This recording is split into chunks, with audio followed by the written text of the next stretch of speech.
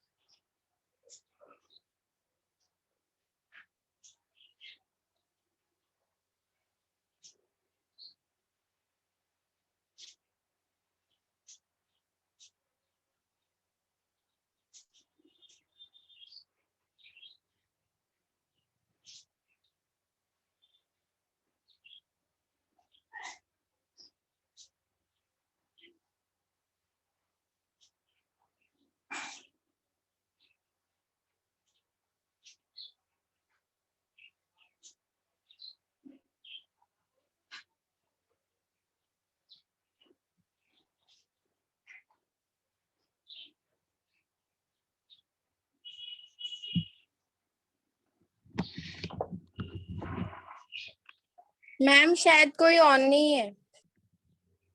Okay ठीक है, हम लोग स्टार्ट कर देते हैं। मैं अभी आपको वही बोलने वाली थी। मैम आप लोगों ने टाइम टेबल नहीं देखा था क्या? देखा था मैम, पर ध्यान में नहीं रहा। ओके।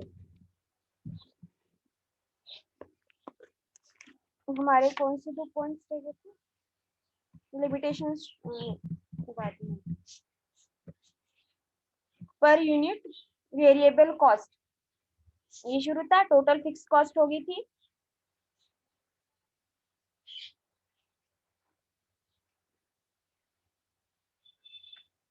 मैम ये 2 दिन में मैंने लेक्चर ही नहीं किए, लास्ट में ज्वाइन हुई थी मैम मैं। हाँ, आप लास्ट में ज्वाइन हुए थे। हाँ क्योंकि नेट इश्यू था मैम थोड़ा। ओके, तो हम अभी ये जो है वो कंप्लीट कर लेते हैं। Okay okay ma'am. मैम थोड़ा सा आप मेरे को रिपीट कर दोगे क्या 2 दिन का हाँ, एंडिंग? ये वाला जो पॉइंट है यानी ये जो है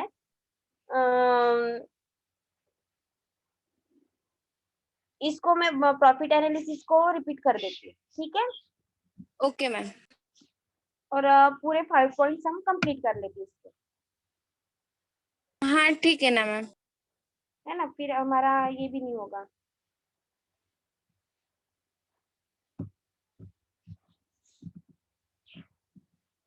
क्योंकि अगर मैं पूरा 2-3 दिन का अगर ये करने जाती हूँ तो आपको प्रॉब्लम जाएगा, फिर ओके तो ना हमारा मैम। कोर्स पीछे चला जाएगा। वो कंप्लीट करना है ना हमें।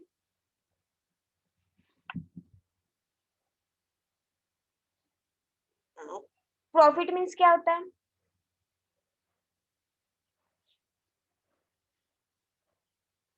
काय मैम? प्रॉफिट मीन्स क्या होता है? प्रॉफिट यानी हमें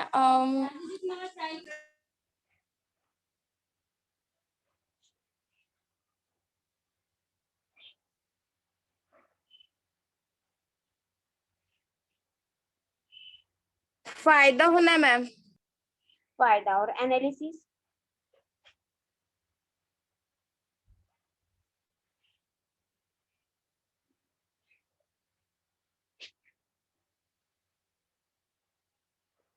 क्या होता है एनालिसिस?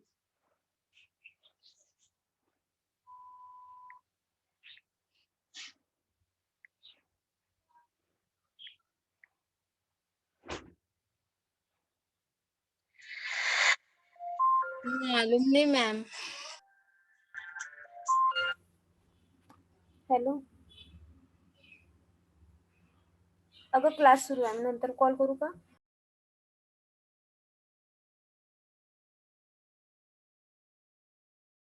हो, नवीन वाला ना, ठीक आहे करतो. हो. एनालिसिस मीन्स क्या होता है?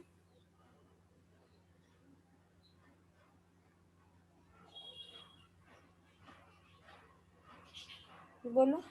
मालूम नहीं मैम। विश्लेषण.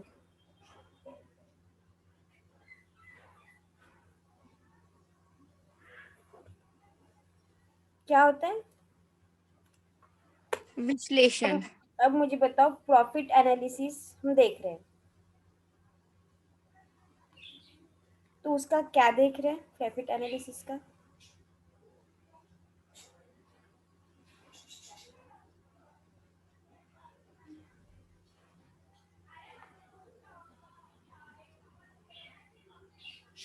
प्राजक्ता?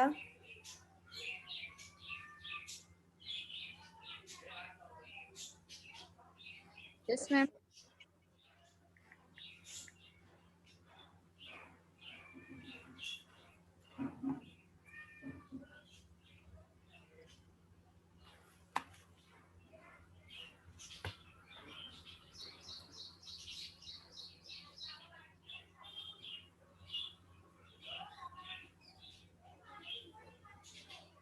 शीतल, खूप दिवसानंतर जॉईन केलंस आज पहिल्यांदा? शीतल,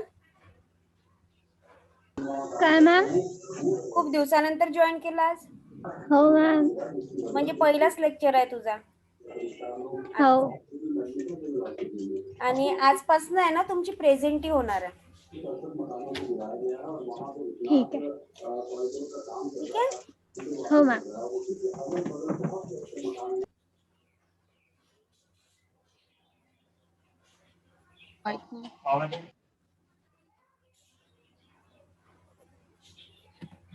बाकीच्यांना पण सांगून द्याल, कारण आता तुमची ऑनलाईनच प्रेझेंटी पण लागणार आहे. ओके. काय बघत होतो आपण? Profit analysis. Selling price per unit काय सांगितलं होतं मी?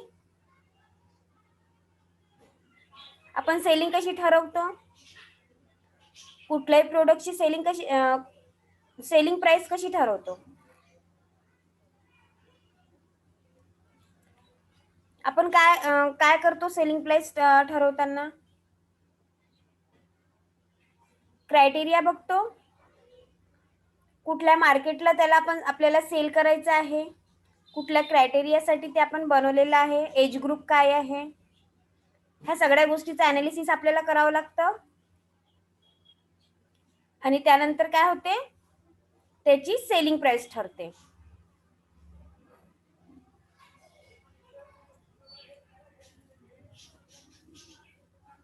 कळलं का एवढं?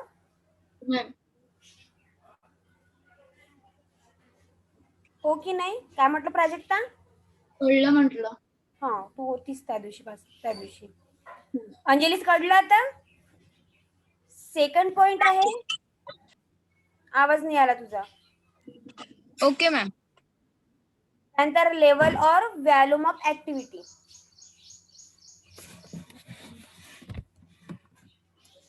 याच्यामध्ये आपण काय बघतो की आपण जे गारमेंट तयार करत आहे किंवा आपण जे प्रोडक्ट तयार करत आहे ते कुठल्या लेवलच्या व्यक्तीसाठी बनवतोय. जसं आपण प्राइस बघितली, प्राइस साठी आपण एज ग्रुप बघितला,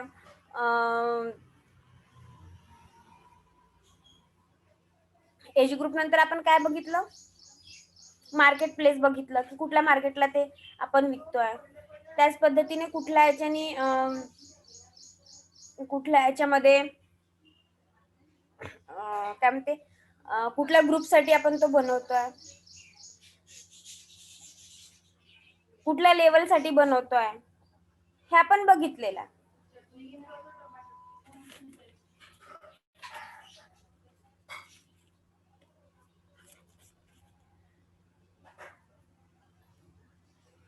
तेच सेम आपण इथे बघतोय की आपण ते प्रोडक्ट कुणासाठी बनवतोय, कुठल्या लेवलसाठी बनवतोय, high level, middle level, low level, यातली कुठल्या लेवलसाठी ते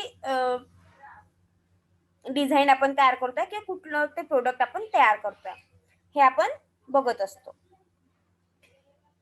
त्यानंतर टोटल फिक्स कॉस्ट. आता आपण हे बघितलं की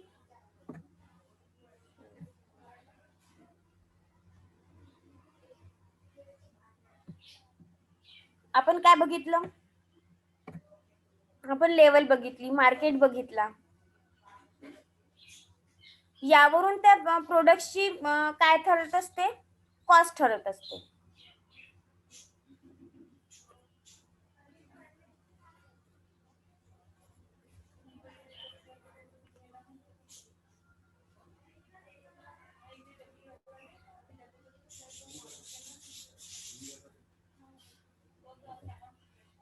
या सगळ्या गोष्टीचा प्रभाव टोटल फिक्स रेट किंवा टोटल फिक्स कॉस्ट कशी काढायची यावर ठरत असतो.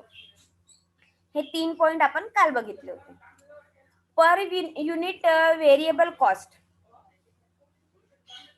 Per unit variable cost means काय, आपण टोटल कॉस्ट बघितली.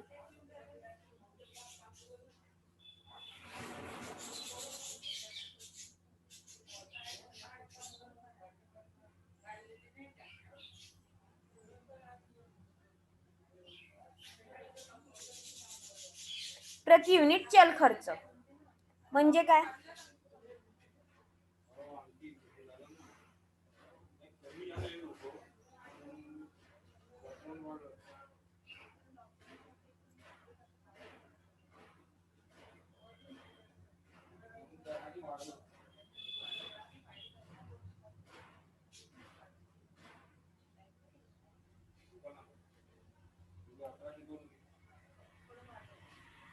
म्हणजे काय, चल खर्च म्हणजे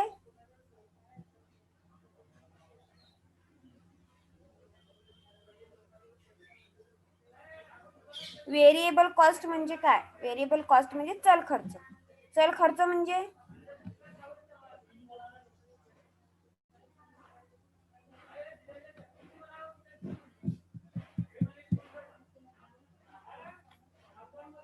काय, लागणारा जो खर्च आहे, हे जे आपण पर युनिट साठी जो काही खर्च लागणारा आहे तो खर्च म्हणजे पर युनिट व्हेरिएबल कॉस्ट. कळलं का की नाही कळलं? कळलं मॅम. Okay good. त्याच्यामध्ये काय केलं जाणार, मग जो खर्च आहे तो काढून प्रोडक्टचं जे काही कॉस्ट आहे ती ठरवली जाणार. त्यानंतर सेल्स मिक्स. सेल्स मिक्स म्हणजे काय होतं,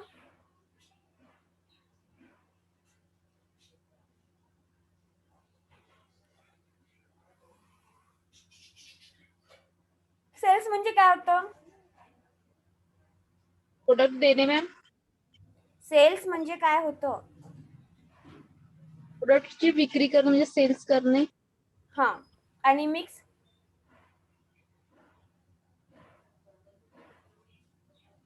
कत्रत म्हणजे मिक्स. हा काय म्हणजे मिक्स, माहिती नाही मॅम. अरे मिक्स म्हणजे काय होतं, एकत्रित करणे त्यालाच म्हणतात ना मिक्स. हा. एकत्रित करणे म्हणजे मला ऐकायला नव्हतं आलं तू काय म्हटलं ते. तेच म्हटलं तर मी कन्फ्युज होती. तेच म्हणजे सेल मिक्स म्हणजे विक्री मिश्रण. अच्छा. हा.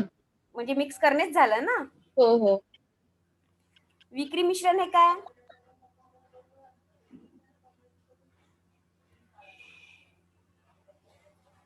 विक्री मिश्रण हे ह्याच्यामध्ये काय असतं की एखादी विक्रीच्या तुलनेत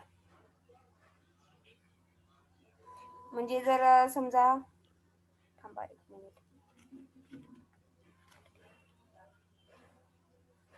विक्री मिश्रण माहितीये का काय करते? उत्पादनाचे प्रमाण निश्चित करते.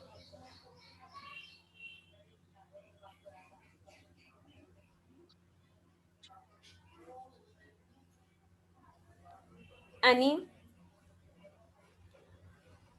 जसं आहे की उत्पादन आहे किंवा म्हणजे एखादं जर प्रोडक्ट आहे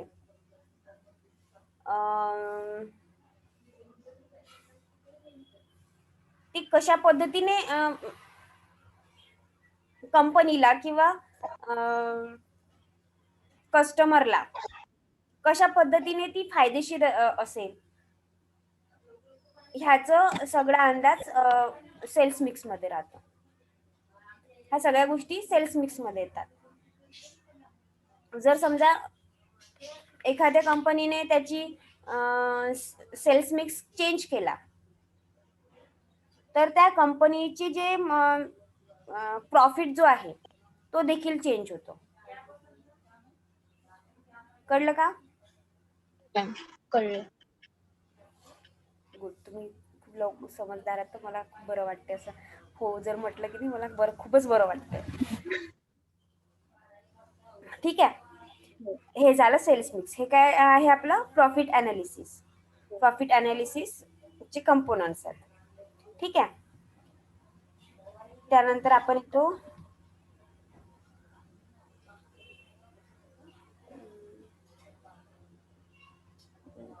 गरज नाहीये. प्रॉफिट अनालिसिसचे काय लिमिटेशन्स आहेत? म्हणजे पॉइंट आहे का तो? हा, याची काही लिमिटेशन्स आहे. तर काय लिमिटेशन आहे? हे संपलं आपलं कंपोनंट संपले प्रॉफिट अनालिसिसचे. आता लिमिटेशन्स त्याचे आपण बघूया. काय लिमिटेशन असणार?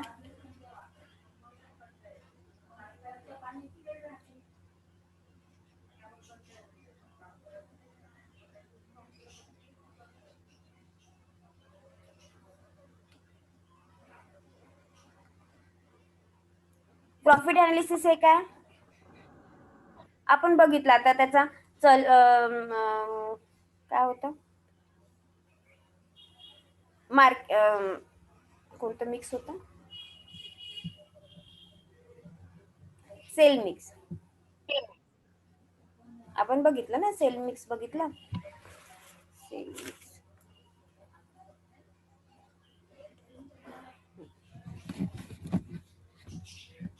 आपण बघितलेलं आहे की आपण जर एखाद्या कंपनीचा सेल मिक्स चेंज झाला तर त्याचा काय चेंज होतो?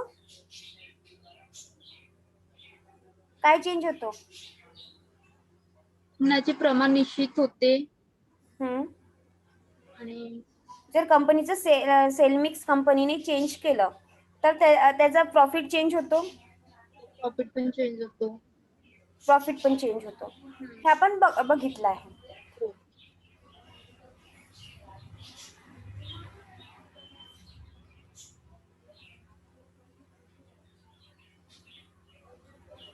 याचे मेन कंटेंट्स कोणते आहेत? व्हेरिएबल कॉस्ट आणि युनिट रिनेवन्स हे याचे मेन कंटेंट्स आहेत. जर समजा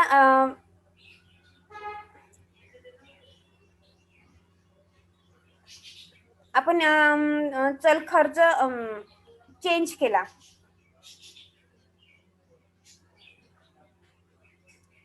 आणि काय म्हणते त्याला सेल्स मिक्स पण चेंज केलं तर त्याचा फरक कशावर पडतोय? आपल्या प्रॉफिट वरती पडतोय.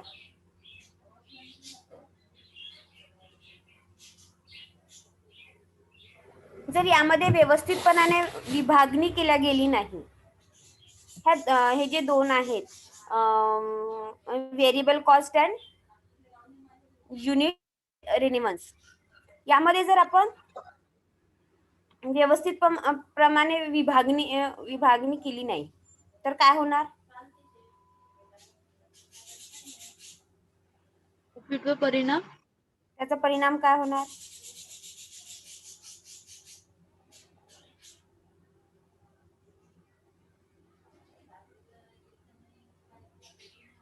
आपल्या कंपनीचे सर्वच खर्च चेंज होतील.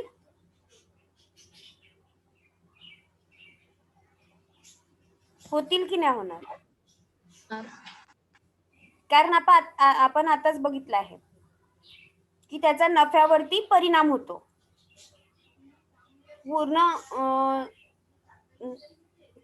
पूर्ण चेंज होते. जर आपण ह्या गोष्टींकडे लक्ष दिलं नाही आणि त्याच्यामध्ये व्यवस्थितपणाने त्याची आखणी केली नाही किंवा त्याची विभागणी केली नाही, जसं आपण बघितलंय कॉस्ट, एखाद्या कंपनीचा आपण एखाद्या प्रोडक्टची आपण कॉस्ट काढतोय, तर त्याच्यामध्ये जर काही चुका जर होत असतील आपल्याकडून, तर काय होणार? आपल्याला आपल्या प्रॉफिटमध्ये लॉस जाणार आपला. किंवा आपले जे जर एखादी फायनान्सच्या याच्यात जर आपण बघितलं की एखादी फायनान्स आपण चुकला किंवा स्टॅटिस्टिकल अनालिसिस आपण करतोय आणि त्यामध्ये जर आपलं काहीतरी गल्लत झाली, तर त्याचा परिणाम कशावरती होतो?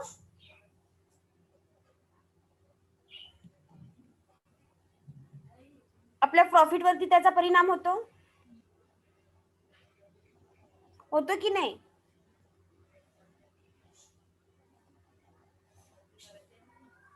होतो की नाही?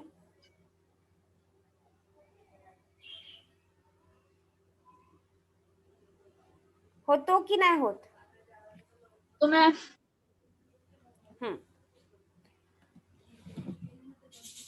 तर ह्याच्यासाठी सुद्धा आपल्याला काय करावं लागतं की हे जे कॉस्ट आहे, याचं जे प्रॉफिट अनालिसिस करताना त्याचं महत्वाचं लिमिटेशन आहे की याची जी सायकल आहे, लाईफ सायकल, म्हणजे जे काही आपलं उत्पादन आहे त्याची जी लाईफ सायकल आहे, त्याला आपल्याला काय करायचं आहे?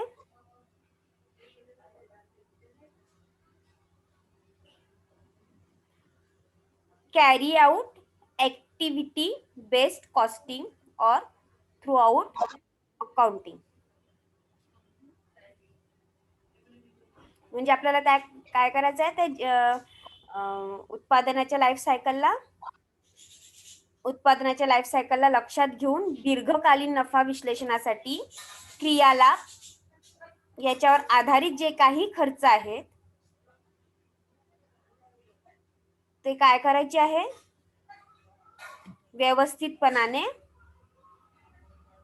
त्याच्यावरती लेखाकाम करायचं. लेखाकाम म्हणजे त्याची कॉस्टिंग व्यवस्थित करायची आहे.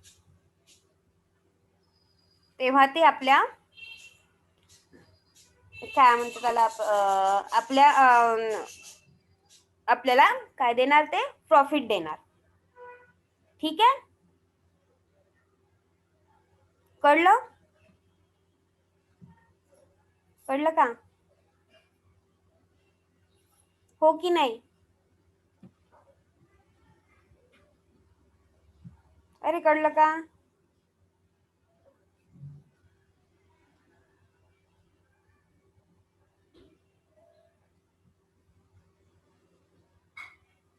कळलं की नाही कळलं? हो किंवा नाही तेवढं सांगत चला. मला शांत राहिले की मला बरं नाही वाटत.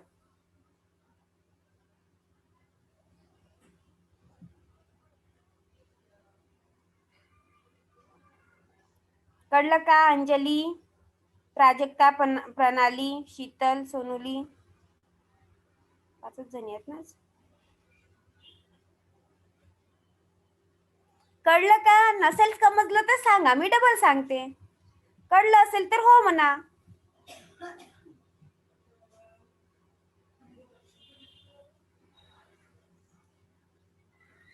कळलं की नाही कळलं? समोर चालू मी? हो मॅम. हा, मग असं सांगत चला ना. मला कशाला 10 वेळा ओरडायला लावताय?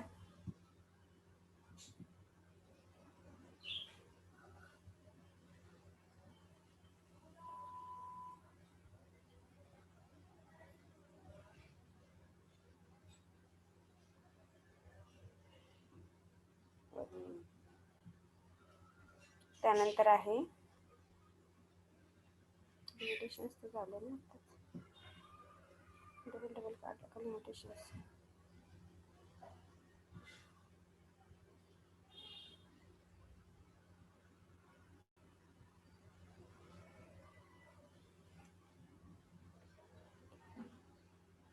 आता आपण बघू प्रॉफिट अनालिसिस प्रोसेस.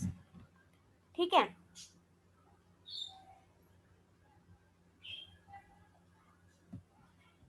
ह्याचे आहेत 3 पॉइंट्स. Calculate core earning. त्यानंतर सेकंड आहे डिफेक्ट ऑर अर्निंग.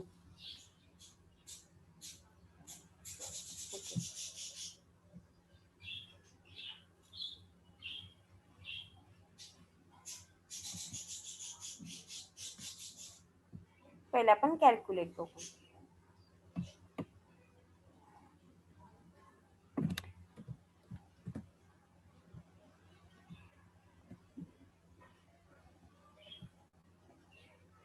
काय मिनिंग असेल याचं?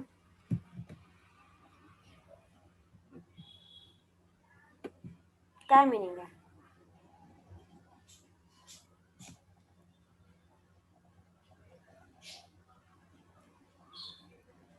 कॅल्क्युलेट कोर अर्निंग म्हणजे काय?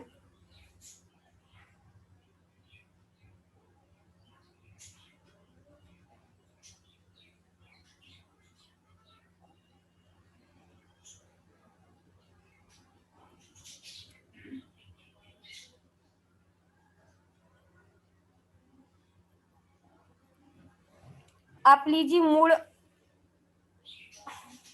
काय म्हणते कॅल्क्युलेट कोर अर्निंग. आपलं जे अर्निंग आहे त्याची काय करायची आहे? अर्निंग मीन्स कमाई.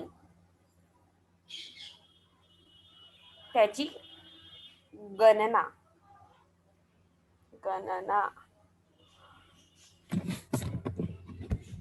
म्हणजे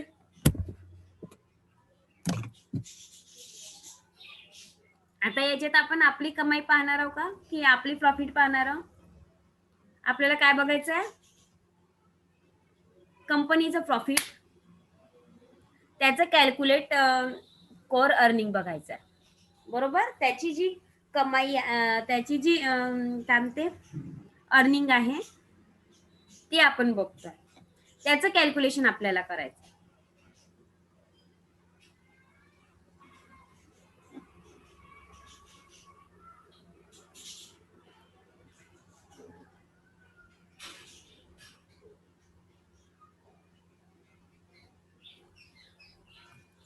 काय केलं जातं जेव्हा आपल्याला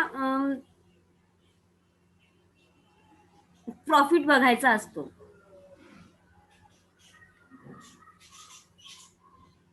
तर काय करतात? प्रॉफिटला थोडंसं बाजूला ठेवून म्हणजे प्रॉफिट ज्यामुळे आपल्याला प्रॉफिट होतोय, पण ज्या गोष्टींमुळे त्या प्रॉफिटला प्रॉब्लेम देऊ शकणाऱ्या ज्या काही गोष्टी आहेत त्यासाठी काय करतात?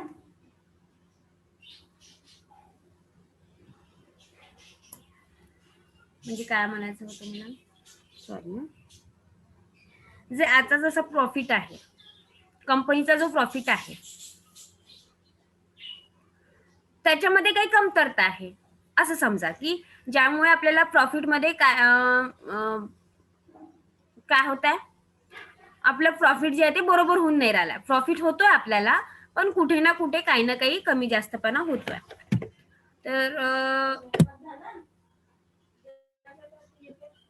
तर त्या गोष्टी आपल्याला शोधून काढाव्या लागतील. की कुठे प्रॉफिट मध्ये प्रॉब्लेम्स होत आहे, बघावं लागेल. बघावं लागेल का, हो की नाही? Yes ma'am. Yes ma'am. जर आपल्याला प्रॉफिट मध्ये काही प्रॉब्लेम्स येत आहेत तर आपल्याला बघावं लागेल ना की आपल्या प्रॉफिटला कुठे प्रॉब्लेम्स येत आहेत, त्याचं आपल्याला अनालिसिस करावं लागेल.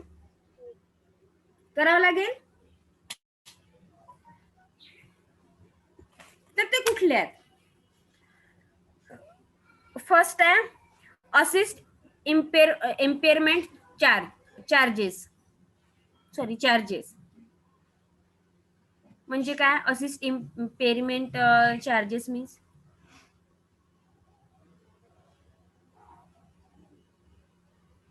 सेकंड आहे cost related to merger activities.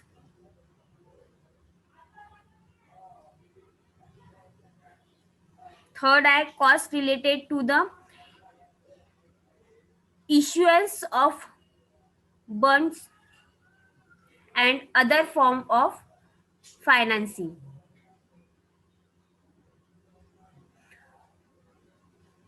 ह्याची 3, 4, 5, 6, 7, 9, 10 आहेतच. काय होईल फर्स्ट स्टेपचं? Asset impairment charges. आपण 3 बघू, बाकीचे उद्या बघू. याचं मिनिंग आहे मालमत्ता दुर्बलतेचे शुल्क. म्हणजे काय?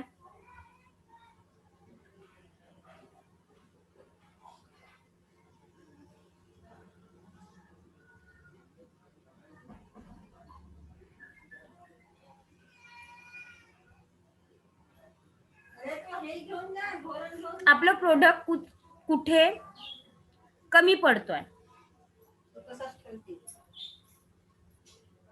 मालमत्ता म्हणजे कुठलं काय झाली, आपली मालमत्ता काय झाली, कंपनीची मालमत्ता काय झाली, कंपनीची मालमत्ता प्रोडक्ट झाली. जे आपलं प्रोडक्ट आहे त्यामध्ये काय प्रॉब्लेम्स आहेत की ज्याच्यामुळे आपल्याला प्रॉफिट मध्ये प्रॉब्लेम जातोय, ते आधी आपल्याला शोधून काढावं लागेल.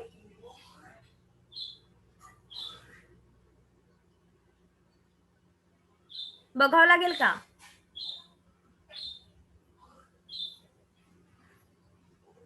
हो बघावं मॅम. लागेल का, हो की नाही? Yes ma'am. त्यानंतर cost related to major activities.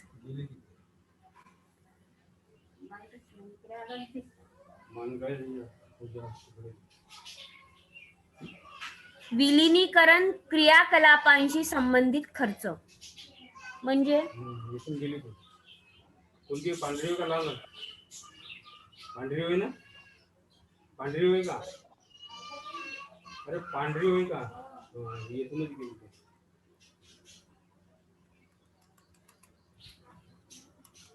विलिनीकरण क्रियाकलाप म्हणजे cost related to major activities means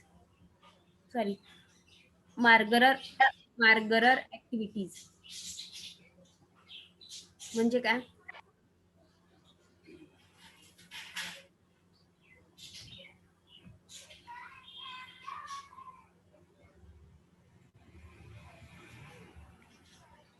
म्हणजे काय?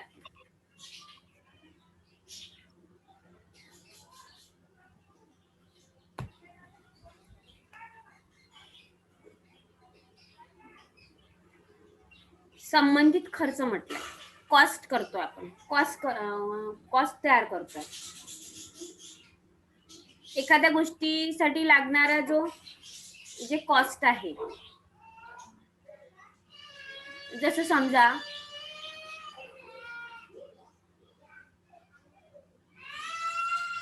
आता कसं सांगू,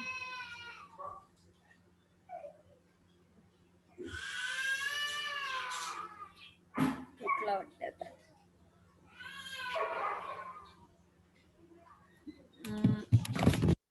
त्याच्यासाठी मला ना उदाहरण नाही आठवत.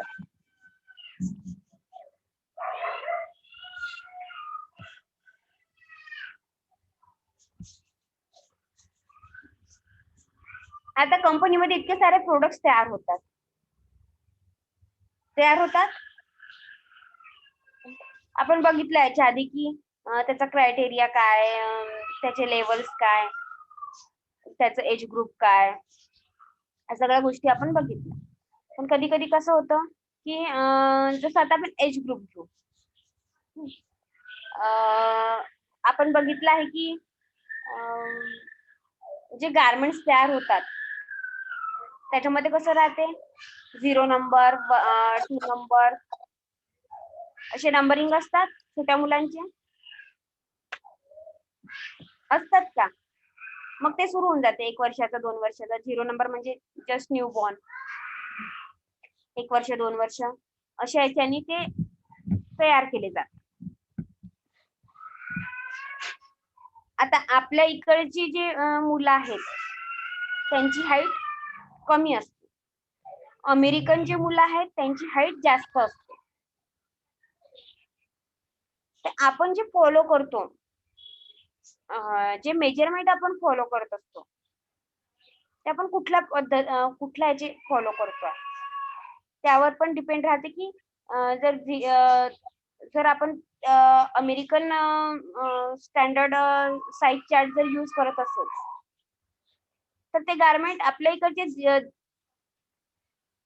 0 साईज वाले जे आहेत ते 1 इयर्सच्या मुलांना होते, 1 इयर्सचे 2 इयर्सच्या मुलांना होते. आणि आपल्या इकडचे जर आपण यूज करतो आहे तर ते बरोबर होणार. 0 वाल्यांना 0, 1 वाल्यांना 1, 2 वाल्यांना 2. तर तसंच कसं आहे की जर समजा आपण कॉस्ट घेतली, आता आपण कुठल्या इयर साठी बनवतोय, 1 to 5 इयर्सच्या ह्याच्यातले बनवतोय गारमेंट्स. ठीक आहे.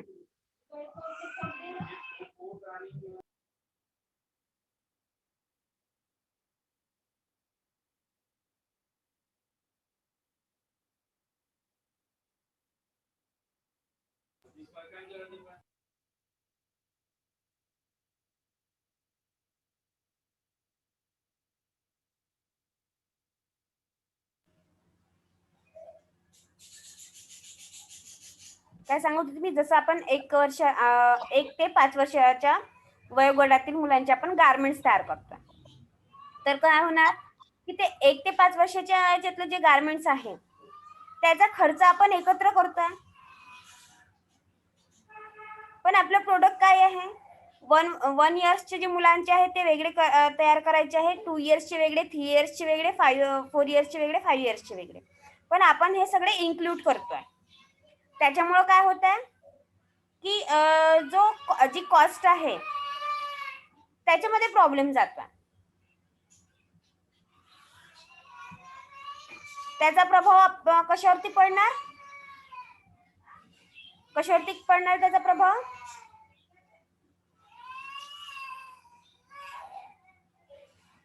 प्रॉफिट वरती पडणार. त्याचा प्रभाव पडणार की नाही पडणार. जर आपण उठला आता हा जर आपण एकाच एज ग्रुपचा विचार जर करत असू आणि एकाच एज ग्रुप मध्ये जर आपण गारमेंट्स तयार करत असणार किंवा एकाच याचं प्रोडक्ट आपण तयार करत असणार तर त्याचा जो त्याची जी येणारी कॉस्ट आहे, त्याला लागणारा जो काही खर्च आहे तो बरोबर राहणार.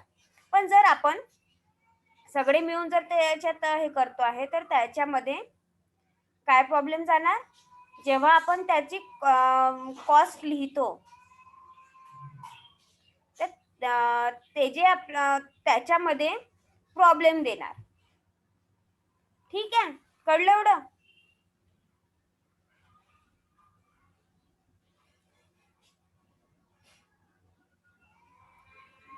नंतर थर्ड आहे cost related to the issuance of brands and other form of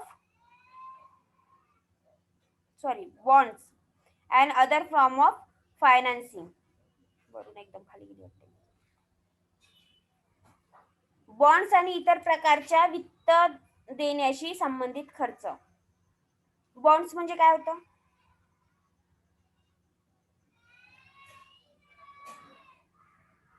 bonds म्हणजे काय?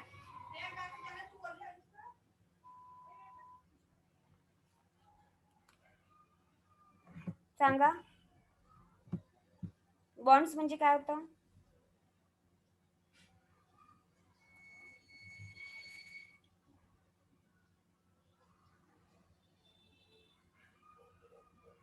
काय होतं बॉन्ड्स म्हणजे?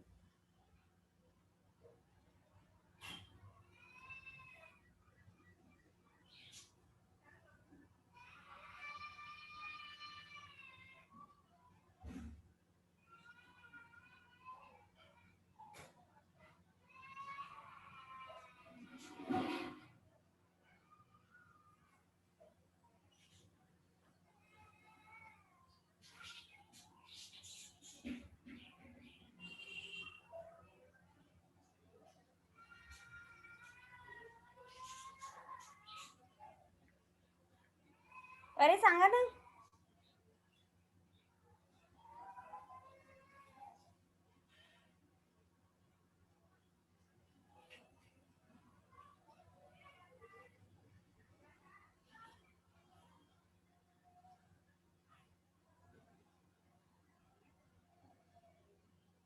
काय होतं? बॉन्ड्स म्हणजे फिक्स इन्कम. म्हणजे जसं आपण एखाद्या याच्यातून बँकेतून कर्ज वगैरे काढतो, तर आपल्याला एक फिक्स हे द्यावं लागते त्याला दर महिन्याला. जर तुम्ही 10,000 रुपये कर्ज काढला असेल, तर ते तुम्ही 10 महिन्यांसाठी कसं देणार? 1,000 रुपये किंवा 20 महिन्यांचं जर तुम्हाला करायचं असेल तर 500 रुपये ते तुम्हाला बँकेला परत करावे लागेल. करावे लागेल का? Yes. त्याला म्हणतात बॉन्ड्स.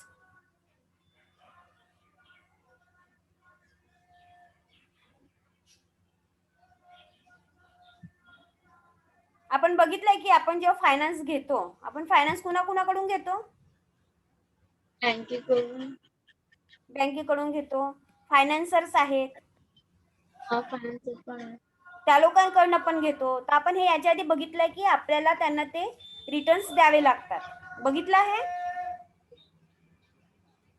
आपण हेही बघितलं होतं की आपल्याला त्या लोकांना बाकी खर्च दाखवायचा नाहीये, फक्त आपल्याला त्यांचे कायद्याचे त्यांनी जो आपल्याला दिलेला आहे, तर ते आपल्याला त्यांना परत तर करायचे आहे, पण त्यासोबत आपण त्यांना काय देत असतो? व्याज. जसं आपण बँकेकडून कर्ज काढलं, तर ती आपल्याला काही पर्सेंटेज व्याज देते त्याच्यावरती. सॉरी, आपल्याला व्याज द्यावं लागतं. ती नाही देत, आपल्याला द्यावं लागतं. द्यावा लागतो का? हो. तर ते प्रकार ठीक आहे.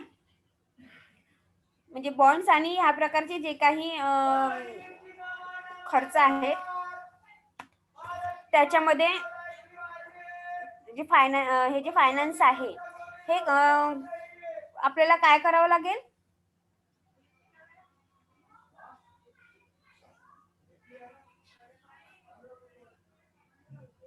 काय करावं लागेल? आपल्या नेट प्रॉफिटला आपल्याला जैसे ते ठेवून हे जे बाकीचे जे काही इतर खर्च आहेत, त्याला आपल्याला मेंटेन करावे लागेल. म्हणजे ते खर्च तर आपल्याला करावंच लागणार आहेत, आणि ते जे आहेत ते लोकांना द्यावंच लागणार. आपण कोणाचे पैसे घेतले तर आपल्याला तर ते द्यावंच लागणार ना. द्यावं लागणार की नाही? हो की नाही? तर ते खर्च काय करायचे आपल्याला? हे जे खर्च मी सांगते, हे खर्च काय करायचे? जे जे आपलं प्रॉफिट आहे त्यातनं हे खर्च काढायचे आहेत म्हणजे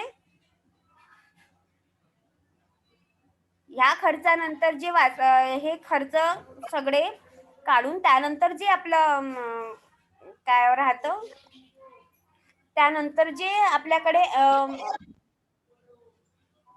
जो पैसा राहतो तो काय होतो, आपला प्रॉफिट राहतो. ठीक आहे. हे आपले 3 पॉइंट झालेले आहे. बाकीचे पॉइंट्स आपण नंतरच्या क्लासमध्ये बघू. आपला किती वाजताचा आहे आता नंतर? 5 वाजता की 6 वाजता काहीतरी आहे ना परत? किती वाजता आहे? बघून घेऊ.